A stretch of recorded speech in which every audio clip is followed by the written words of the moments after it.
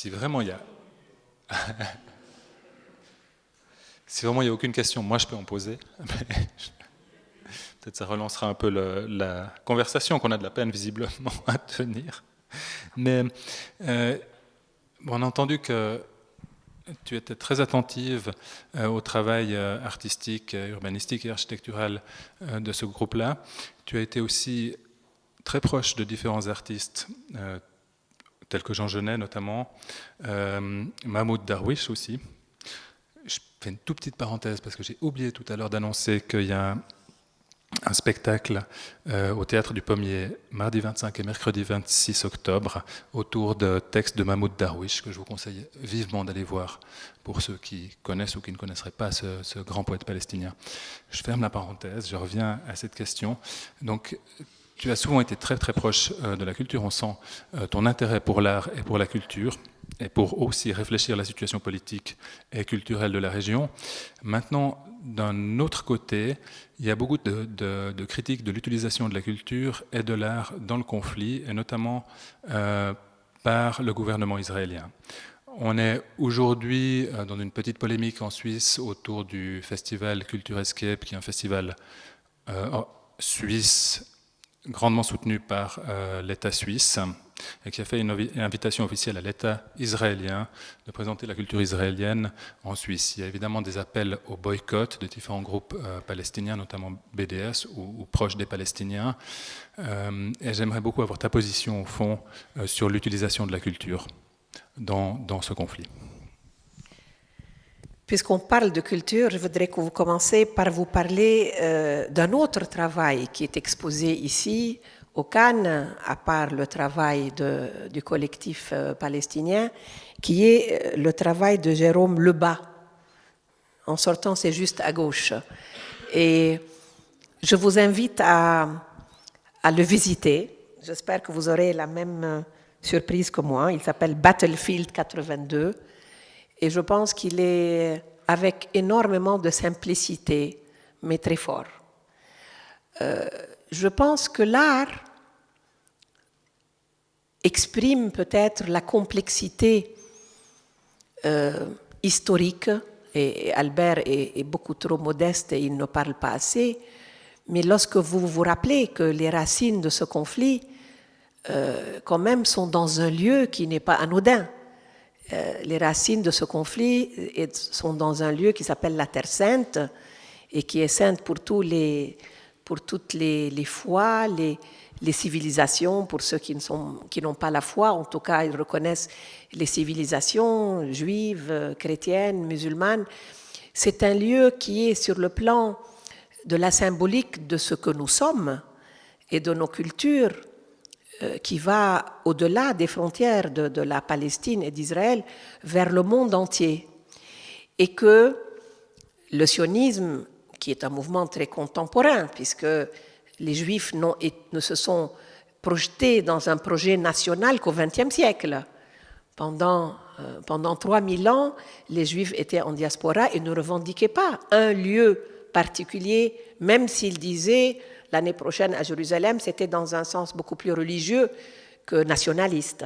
Et qu'il y a eu ce mouvement nationaliste parce que c'était une période nationaliste pour beaucoup d'autres. Et surtout, ce nationalisme a répondu au désir de refuge après le génocide. Il n'y avait aucune raison que les Polonais ou les Allemands, les Juifs polonais ou les Juifs allemands ou les Juifs lituaniens aillent chercher un autre pays où vivre s'ils avaient pu continuer à vivre dans leur propre pays.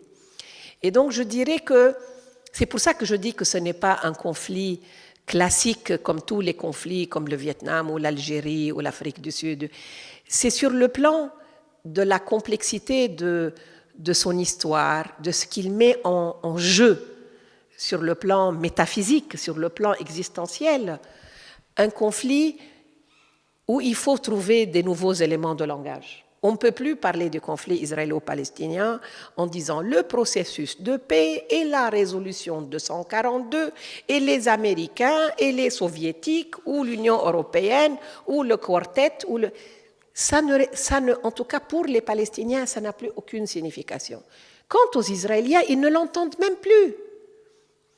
Et donc, je pense que Il n'y a plus vraiment, pour parler, parce que c'est quand même encore une réalité pour 8 millions d'Israéliens et 10 millions de Palestiniens, au moins, sans parler de tous ceux qui sont concernés à travers le monde, hein, parce qu'il n'y a pas que les Israéliens et les Palestiniens qui sont concernés par l'enjeu de ce conflit et sa finalité. C'est vraiment le langage culturel. Ça veut dire littéraire pour ceux qui écrivent de la poésie, du roman, des nouvelles. Et moi, par exemple, je lis avec un intérêt immense les écrivains israéliens, bien sûr les Palestiniens, mais aussi les Israéliens. Je trouve d'ailleurs qu'ils parlent, même ceux qui ne défendent pas la Palestine, ils ont une manière d'expliquer pourquoi ils sont complètement autistes et pourquoi ils sont tellement dans la négation de la réalité et dans le déni de la réalité, parce qu'ils sont encore mentalement dans le ghetto.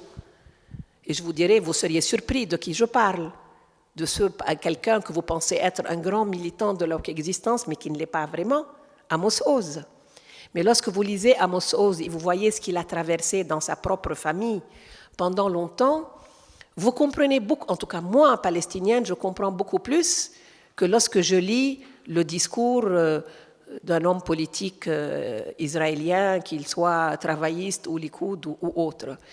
Et je pense que c'est pareil pour les Palestiniens. Je pense qu'on peut beaucoup mieux comprendre la douleur d'être palestinien, ce que veut dire la fragmentation, l'atomisation de la société palestinienne avec une partie, comme je vous ai dit, qui est citoyenne israélienne. Quelquefois, il faut pendant des heures expliquer comment tu es palestinien, tu as un passeport israélien. Vous avez des pays arabes qui refusent d'accueillir en touristes des Palestiniens d'Israël parce qu'ils leur disent « Mais comment vous avez un passeport israélien ?»